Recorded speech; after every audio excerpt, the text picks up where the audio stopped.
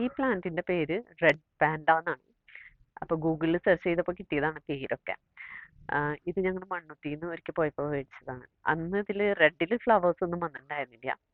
അതേസമയം ഇതിന്റെ തന്നെ ഗോൾഡൻ കളറിലുണ്ട്. അതായത് വൈറ്റ് ആയിട്ട് തോന്നും നമുക്ക്. അപ്പൊ ഗോൾഡൻ കളറിലുള്ളതിനെ ഗോൾഡൻ പാൻഡ എന്നാണ് പറയുന്നത്. ഇതാണത്.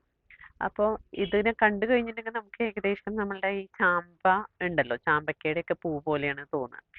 അപ്പൊ ഞങ്ങളിത് മേടിക്കുന്ന സമയത്ത് മെയ് മാസമായിരുന്നു. ആ മെയ് മാസത്തിൽ ഇതിന് നിറയെ പൂക്കളുണ്ടായിരുന്നു. പിന്നെ ഇപ്പോൾ ഡിസംബർ ആയപ്പോൾ നിറയെ പൂത്തു. പിന്നെ ഇതിന് നന്നായിട്ട് വെളിച്ചമൊക്കെ വേണമെന്നാണ് പറയുന്നത്. അപ്പൊ ഞാൻ ഈ ചെടിയെക്കുറിച്ച് സെർച്ച് ചെയ്തപ്പോഴാണ് ഇതിന് അത്യാവശ്യം നല്ല ബ്രൈറ്റ് ആയിട്ടുള്ള കാലാവസ്ഥയിൽ വെക്കണം എന്നൊക്കെ പറയുന്നത്. പിന്നെ ഇതിന്റെ കമ്പുകൾ മുറിച്ച് നട്ട് ഇതിന്റെ പ്രൊപ്പഗേഷൻ നടത്താൻ പറ്റുന്നതാണ് കാണിക്കുന്നത്. ഞാൻ ഇതുവരെയ്ക്കും ചെയ്ത് നോക്കിയിട്ടില്ല. ഈ പൂക്കളൊക്കെ കഴിഞ്ഞിട്ട് വേണം ചെയ്ത് നോക്കാനായിട്ട്. പക്ഷേ നന്നായിട്ട് ഈ ബട്ടർഫ്ലൈസിനെയും അതുപോലെ തന്നെ ഈ തേൻ കുടിക്കാൻ വരുന്ന പ്രാണികളെയൊക്കെ നന്നായിട്ട് ആകർഷിക്കുന്ന ഒരു പ്ലാന്റ് ആണ്. കാണാൻ നല്ല രസമാണ്. നിറയെ പൂക്കളുണ്ടാവും. നല്ല ഭംഗിയാണ് കാണാൻ.